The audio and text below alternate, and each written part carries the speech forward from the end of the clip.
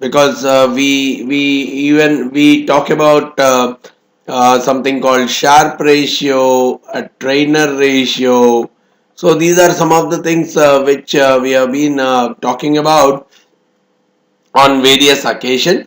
So just as a collated piece, how do I evaluate the portfolio's performance, and a little bit more aspects in terms of how do I look at the statistical significance of that, and a few more aspects relating to the portfolio performance evaluation. So before we understand the various measures associated with a portfolio, I would like to look out for the key difference existing between a dollar weighted returns. Whenever we talk about a return on the portfolio, what is that return I should look out for? There are two major categories of returns. One is a dollar weighted, or sometimes we even call as money weighted. So a dollar weighted return, or even a time weighted return.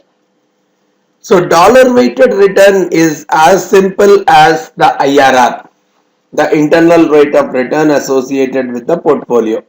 So it is depending on when the cash flows are occurring, right? Based on the cash flows during each of the period, inflows and outflows taken together, and found out that particular rate of return where the net present value is zero. Probably the better way to understand it is through a simple example. Let's say today, I'll create a small example.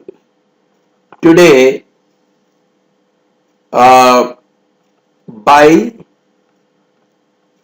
two shares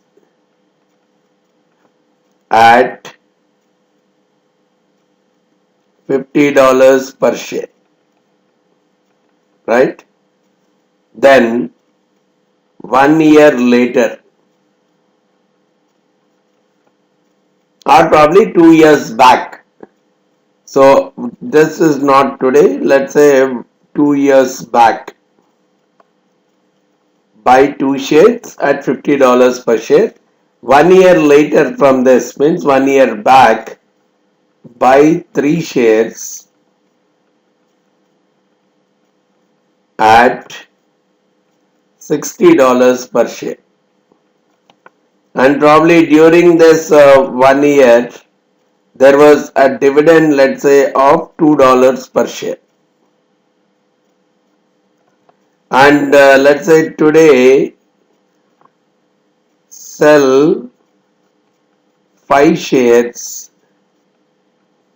at $75 per share, but in the meanwhile receive a $3 per share dividend. So here there are two occasions where so when I go with a dollar weighted return, I am seeing in each of the periods what was the net cash flow. So 2 years back, 1 year back, and today. Means probably when I am looking at 2 years back, the investment was $100. Right? The investment was $100 because two shares have been purchased. Whereas after 1 year, okay, three more shares were purchased at 60, so $180 is the cash outflow. But along with that, because a dividend of $2 per share, so whichever the shares that were held in the previous period, a dividend of $2 per share would have received. So your net cash outflow in the second year has been only $176 because of this. So the initial year the cash outflow is 100. In the next year the cash outflow is 176, and the year next, which is today, $75 a share for 5 shares. So there is a $375 cash inflow, along with a $3 per share. Now you have 5 shares. So $15 more is the cash inflow, overall resulting in $390.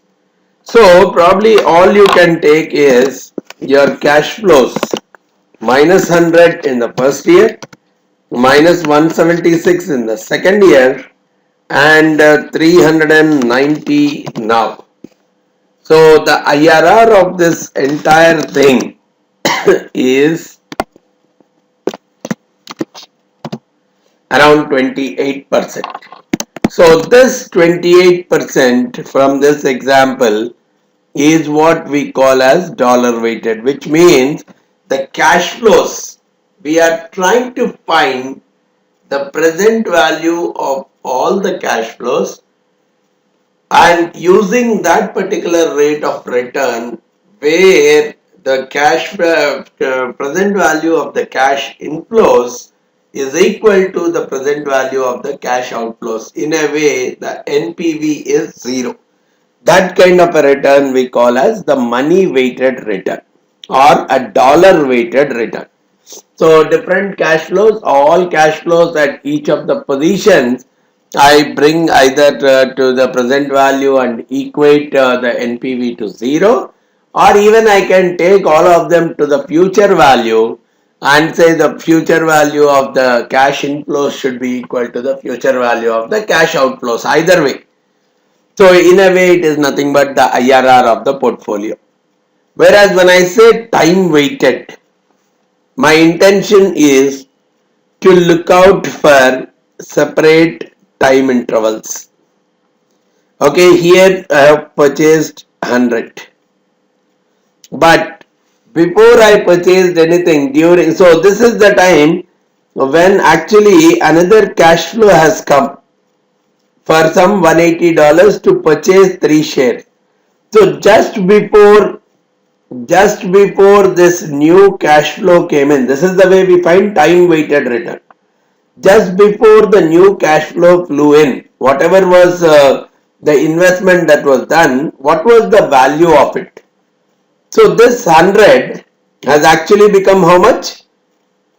Because the share has become $60 per share, this 100 would have become 120 by this time.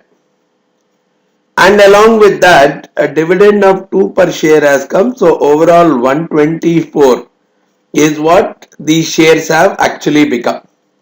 So I'm trying to find out what is the return there. 124 divided by 100. So almost 24% was the return in the first year. Now similarly, okay, now that this amount is 124, and to that 124, 180 got added. So overall the amount that was existing is 304 now.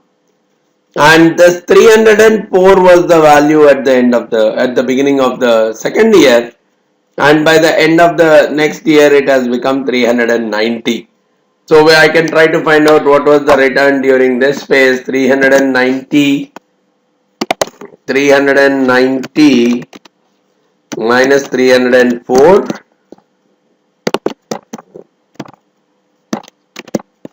divided by 304.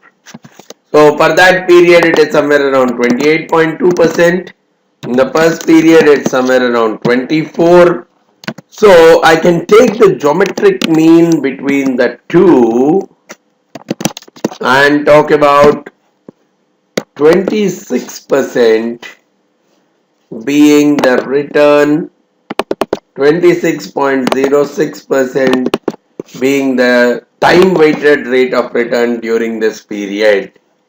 So the time weighted rate of return is 26.06, which is the geometric mean between the geometric mean of all holding period returns. What do we mean by that all holding period return?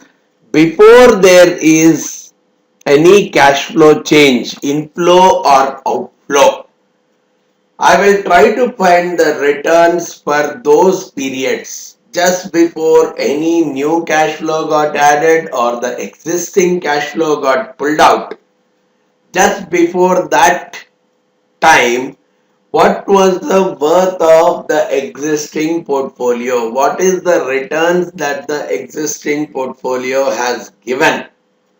and based on that I'm trying to find out what is the holding period returns for each of the periods, and I will be taking the geometric mean for all those holding period return and say that this is the time weighted rate of return. In fact, the better way to position this time weighted rate of return is 1 plus this multiplied by 1 plus this. Just put the entire thing under square root. Put this entire thing under square root. Right? Make all the returns 1 plus. Find the square root there, then subtract 1. So actually the better number is 26.13 rather than 26.06. So this is the time weighted rate of return. Now the question arises, will this time weighted rate of return always be lesser than the money weighted? No. Especially when I see the timing of the cash that got added. Right? This is the time in which the cash got added. Now, if the portfolio, if the security perform really extraordinary during this period,